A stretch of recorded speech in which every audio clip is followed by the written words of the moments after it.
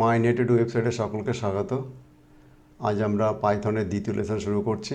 এখানে আমরা পড়ব কি ডেটা টাইপ সম্পর্কে আমরা পড়ব আজ।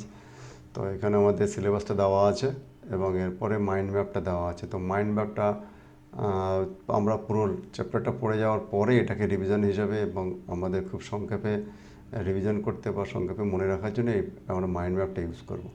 তো সবার প্রথমে আমরা পুরো নোটস সম্পর্কে পড়ব। তো আমরা নোটসের দিকে চলে যাচ্ছি। এখানে যাও, এখানে আমাদের 2.1 এটা কি আছে, ডেটা টাইপ কাকে বলে। তো এখানে কি নোটসে কি লেখা আছে, ডেটা টাইপ বলতে বোঝায় কোনো একটি ডেটা বা উপাত্তের ধরন ডেটা বা ধরন।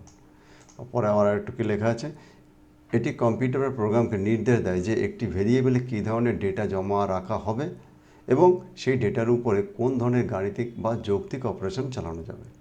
অর্থাৎ কি, আমরা যখন কোনো একটা ভেরিয়েবল নিচ্ছি, ভেরিয়েবল মানে কি, আমাদের কম্পিউটারের যে মেমোরিকে যখন আমি হোল্ড করছি, তো সেই মেমোরি হোল্ড করার পরে এবং তার মধ্যে কোনো ডেটা দিচ্ছি। আমি যদি x=5 দিই, তো এখানে 5 কি একটা ডেটা। আমি x= লিখলাম নেম, বা আমি x= লিখলাম কম্পিউটার। তো এখানে যে এক্স হলো একটা ভেরিয়েবল এবং তার মধ্যে আমি কি রাখলাম, 5 যখন দিই তখন একটা নিউমেরিক ডেটা রাখছি। আবার আমি যদি মনে করি নেম লিখি, তাহলে সেটা একটা টেক্সট ডেটা টাইপের ডেটা। তো এখন এই নিউমেরিক ডেটা এবং টেক্সট ডেটার মধ্যে কী ধরনের অপারেশন হবে, সেই কাজগুলো আমাদের ডেটা টাইপ নির্ধারণ করে।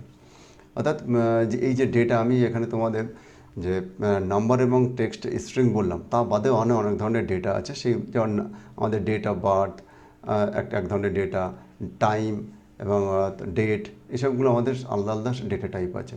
তো সেই ডেটা টাইপ সম্পর্কে কি সেই ডেটা টাইপই বলে দিবে তার উপর কী ধরনের অপারেশন বা কী ধরনের কাজ করা যাবে। তা সেটাই হচ্ছে ডেটা টাইপ। তো এখানে কি পাইথন প্রোগ্রামের যে ধরনের মান বা ডেটা ব্যবহার করা হয়, সেই ডেটার প্রকার বা শ্রেণীকে বলা হয় ডেটা টাইপ। তাতে এখানে ডেটা টাইপের 2-3টা আমাদের সংজ্ঞা দেওয়া আছে। তো আমাদের যেটা সুবিধা হয় সেটা মুখস্থ করে রাখবে। অর্থাৎ ডেটা টাইপের মাধ্যমে পাইথন বুঝতে পারে কি কোন ধরনের ডেটা সংরক্ষণ হচ্ছে এবং সেই ডেটার উপর কী ধরনের অপারেশন করা হবে।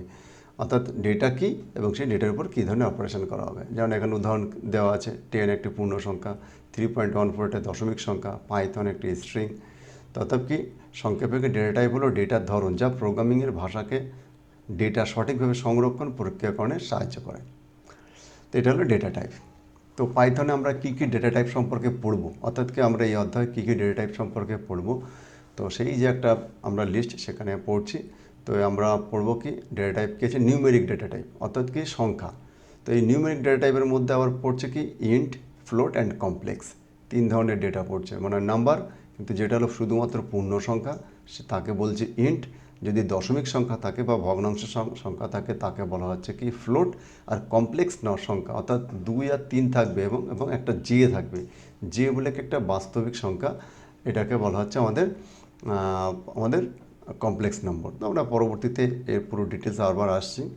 এবং এরপরে পড়বো কি আমরা স্ট্রিং পড়বো। স্ট্রিং কি অক্ষর বা লেখার জন্য ব্যবহৃত সংখ্যা, অর্থাৎ কি যেমন আমরা পাইথন এই লিখলাম, কম্পিউটার লেখা আছে, তো এটাকে বলা হচ্ছে কি স্ট্রিং। তো এই স্ট্রিং যখন লেখা হয় তখন আমাদের ডবল ইনভার্টেড কমা বা সিঙ্গেল ইনভার্টেড কমা দিয়ে এর মধ্যে লিখতে হয়। অর্থাৎ পাইথনের ডবল ইনভার্টেড কমা এবং সিঙ্গেল ইনভার্টেড কমার মধ্যে যেটা লেখা থাকে তাকে বলা হচ্ছে স্ট্রিং।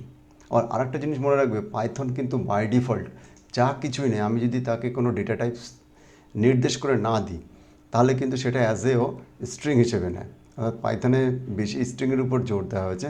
অর্থাৎ পাইথনে আমি যদি না বলে দিই, পাইথন নিজে থেকে সেটাকে স্ট্রিং ভেবে নেয়। এরপরে আমরা পড়বো কি বুলিয়ান ডেটা টাইপস, অর্থাৎ ট্রু অ্যান্ড ফলসের উপরে কাজ করে সেইগুলো বুলিয়ান ডেটা টাইপ সম্পর্কে পড়বো।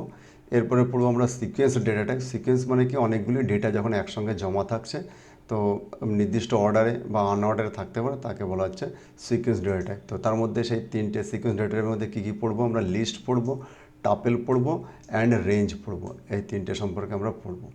এবং এরপরে আসছে আমরা সেট ডেটা টাইপ সম্পর্কে পড়বো। সেট মানে যেখানে ডুপ্লিকেট ডেটা থাকবে না। বাকি সমস্ত জায়গায় কিন্তু ডুপ্লিকেট ডেটা থাকতে পারে, কিন্তু সেটের মধ্যে কোনো ডুপ্লিকেট ডেটা থাকবে না, সেটা পড়বো। এবং এরপরে পড়বো ম্যাপিং অর্থাৎ কি ডেটাগুলো কি অ্যান্ড ভ্যালু আকারে যখন আমাদের জমা থাকবে তখন তাকে বলা হচ্ছে ম্যাপিং। আমরা ম্যাপিং ডেটা টাইপ সম্পর্কে পড়বো। তো যেমন এখানে নেম অ্যান্ড রাহুল এবং এজ 18। তো এখানে দেখো নেমটা হলো কি আর তার ভ্যালু হলো রাহুল। এজ হলো কি, তার ভ্যালু হলো 18। তো আমরা এইভাবে আমাদের ম্যাপিং ডেটা টাইপ অর্থাৎ ডিকশনারি, ডিক্ট বা ডিকশনারি সেটা পড়ব। আর একটা পড়বো কি আমাদের নন ডেটা টাইপ অর্থাৎ কি আমাদের যার মধ্যে কোনো ভ্যালু নেই, সেইগুলি সম্পর্কে পড়ব। তো এই ভিডিওতে আমি এইটুকু রাখছি, পরবর্তীতে পরের অংশগুলো পরের ভিডিওতে আমরা কভার করব। তো সকলকে থ্যাংক ইউ।